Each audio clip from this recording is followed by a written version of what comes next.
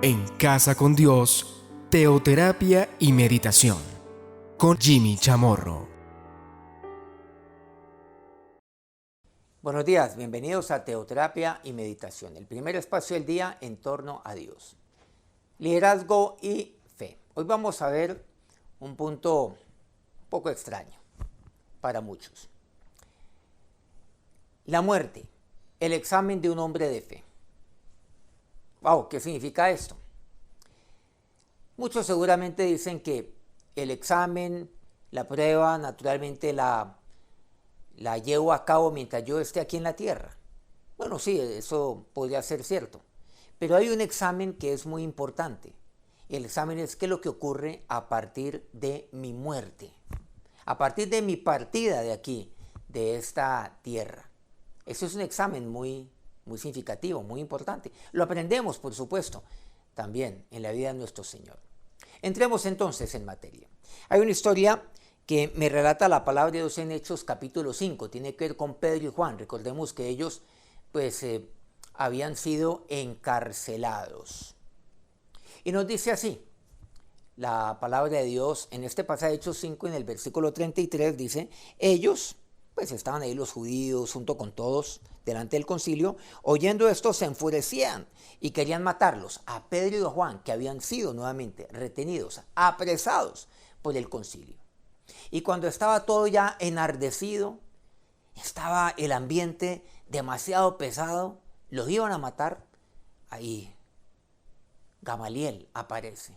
Dice el versículo 34, entonces levantándose en el concilio un fariseo llamado Gamaliel. Él era maestro de la ley, seguramente muchos habían aprendido de él. Recordemos que Gamaliel había sido maestro de Saulo, el que después sería Pablo. Dice, doctor de la ley, venerado de todo el pueblo, mandó que sacasen fuera por un momento a los apóstoles. Cuando Gamaliel habla, el pueblo calla. Entonces les dicen, saquen a los apóstoles de aquí, a estos dos. Discutamos aquí, tengo algo que decirles. Finalmente, esta turba, este pueblo que estaba ahí incontrolable, desenfrenado, se calma. Y oyen a Gamaliel y Gamaliel les echa aquí una historia. Y luego dijo, varones israelitas, mirad por vosotros lo que vais a hacer respecto a estos hombres. Porque antes de estos días se levantó Teudas diciendo que era alguien, y este se unió a un número de como de 400 hombres, pero él fue muerto, y todos los que lo obedecían fueron dispersados y reducidos a nada. Entonces aquí miremos lo que nos dice este pasaje. Teudas se levantó como caudillo. Teudas era un caudillo, diciendo que lo era. Se le unen 400. Él muere. ¿Qué pasa con los que lo obedecen? Se dispersan y son reducidos a nada cuando él muere. Miren que la muerte fue una prueba que no pasó Teudas. ¿Qué fue lo que acabó con todo? La muerte. ¿Cuál fue la consecuencia? La dispersión. Y finalmente son reducidos a nada. Continúa la historia de Gamaliel, refrescándoles un poco la memoria. Dice, después de de Teudas, se levantó Judas el Galileo, diferente a cualquier Judas que conocemos en la Biblia, sobre todo un par de apóstoles, un par de discípulos, ya después sabemos lo que pasó con Judas Iscariote, en los días del censo, y llevó en pos de sí a mucho pueblo. Pereció también él, y todos los que lo obedecían fueron dispersados. Bueno, no sabemos en sí la muerte de Teudas y Judas, es posible que también hayan intervenido ahí manos oscuras. Muy posiblemente, muy probablemente, es más, ese seguramente fue el escenario. Pero eso en este momento no importa. Entonces siempre después de los Teudas viene otro por ahí, otro caudillo, más arrollador que el anterior. ¿Quién era este? Era Judas. Bueno, curiosamente era Galileo. Dice que llevó tras sí a mucho pueblo. Muchos le siguieron, pero él muere. ¿Y qué pasa con los que obedecían? Igualmente, son lo que dice, fueron dispersados, así como sucedió con aquellos que obedecían a Teudas. Nehemías 1:8 nos habla algo al respecto. Dice, acuérdate ahora de la palabra que diste a Moisés tu siervo. Le dice Nehemías a Dios en medio de su oración. Si vosotros pecareis, yo os dispersaré por los pueblos. Miren que la dispersión es lo peor que le puede pasar a un pueblo.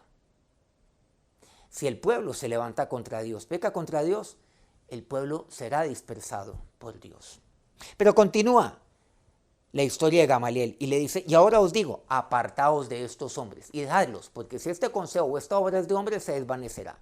Mas si es de Dios, no la podréis destruir. No seáis tal vez hallados luchando contra Dios. Las piedras hablan, dice la palabra de Dios. Y aquí hay una piedra llamada Gamaliel que habla, y habla claramente. Él no era discípulo, no era apóstol, no era siervo de Dios, no era hijo de Dios, pero está hablando. Pero miren lo que dice. Cuando esto es de Dios, les dice, miren, déjenlos a estos hombres. Porque si esto es de hombres, se va a desvanecer. O sea, ¿esto qué va a pasar? Se va a dispersar. Pero si es de Dios, no lo pueden destruir. ¿O qué tal que nosotros nos hallemos luchando contra Dios? Y hay gente que lo único que hace es esto, tratar de destruir. Pero no lo pueden hacer. Hay personas que se pasan toda la vida luchando contra Dios. Hay muchas historias al respecto. Isaías 16 nos dice algo con respecto a Moab.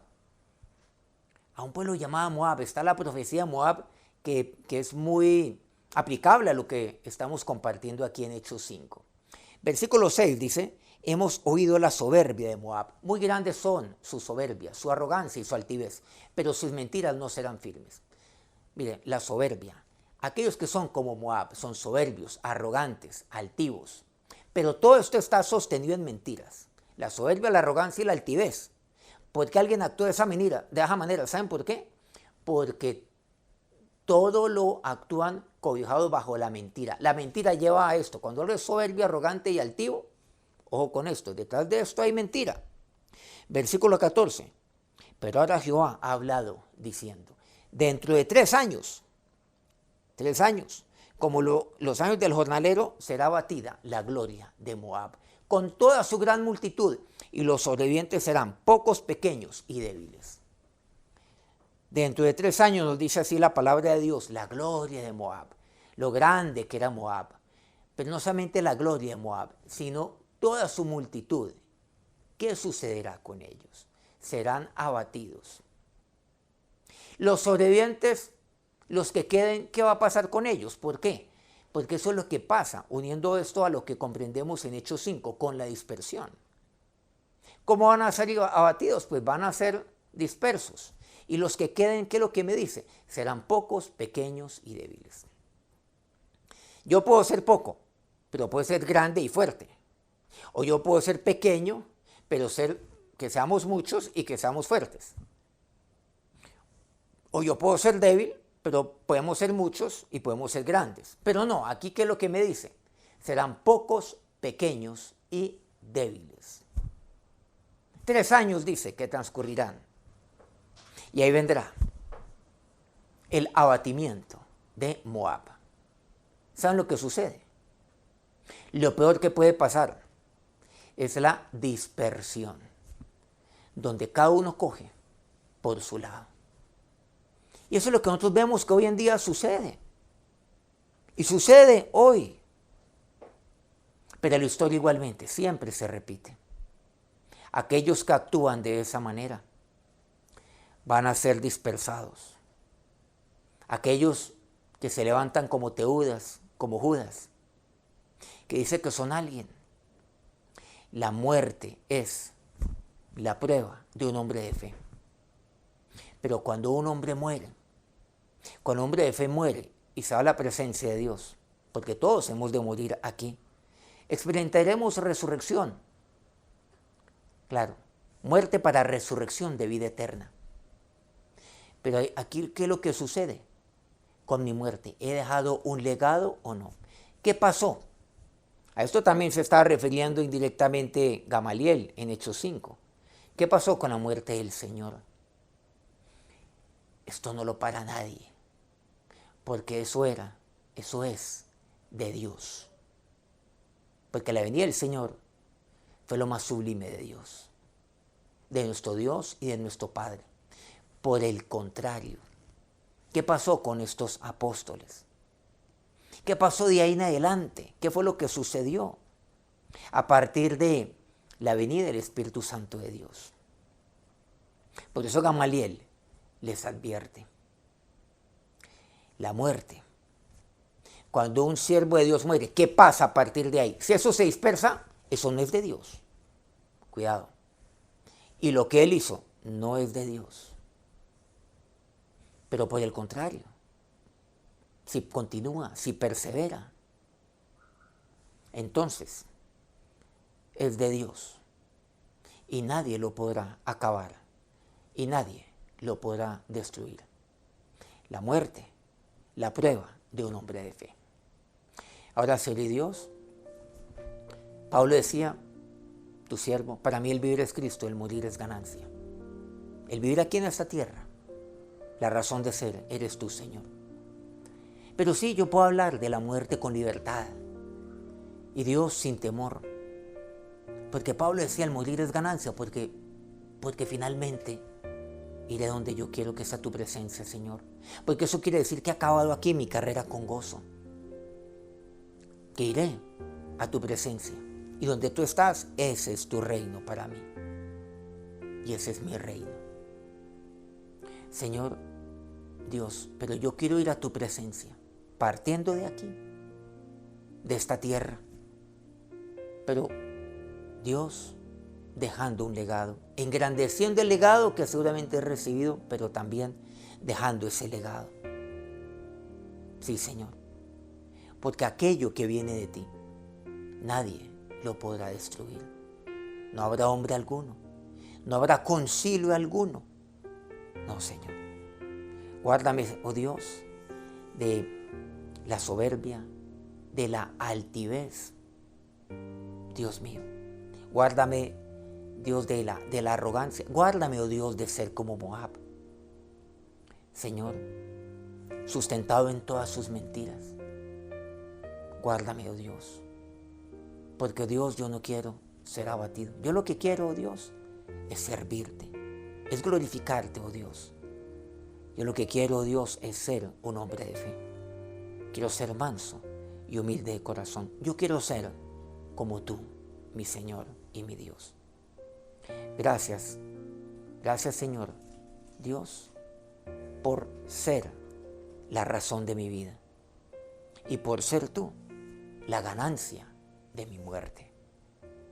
Ahora que tu bendición y tu protección sea sobre todos en este día. Amén. Gracias por acompañarnos aquí. Mañana nos vemos nuevamente, 5 de la mañana, hora Colombia, teoterapia y meditación. En Casa con Dios, teoterapia y meditación. Con Jimmy Chamorro.